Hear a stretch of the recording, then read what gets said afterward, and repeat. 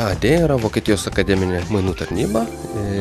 Tai yra didžiausia visame pasaulyje akademinių mainų organizacija, kasmet užsienio ir Vokietijos studentams suteikianti maždaug po 120 000 stipendijų. Finansuojami yra tiek, kaip jau minėjau, užsienio šalių studentai, tiek Vokietijos studentai.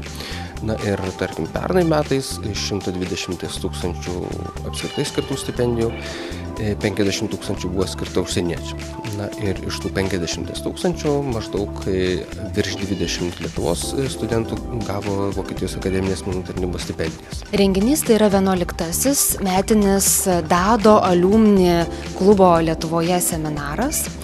Ir jo tema yra aukštojo mokslo tarptautiškumas kaip vienas iš regiono konkurencingumo stiprinimo veiksnių.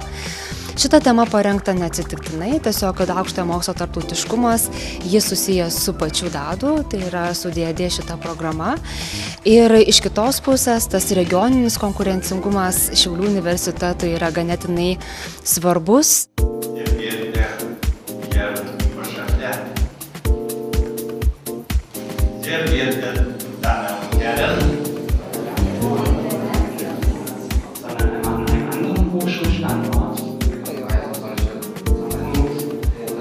Apskritai per daugiau negu 50 metų šitos tarnybos gyvenimo istoriją finansuota visame pasaulyje per 2 milijonus studentų, iš Lietuvos finansuota maždaug apie 600 studentų, mokslininkų arba tam tikrų projektų. Tai žinoma tiek Šiaulių universiteto profesorė Diana Cibulska, ne tiek visi bene pagrindiniai Vilniaus, Kauno universitetų profesoriai, docentai yra gavę būtent šios Vokietijos akademinio mainų tarnybos stipendijas.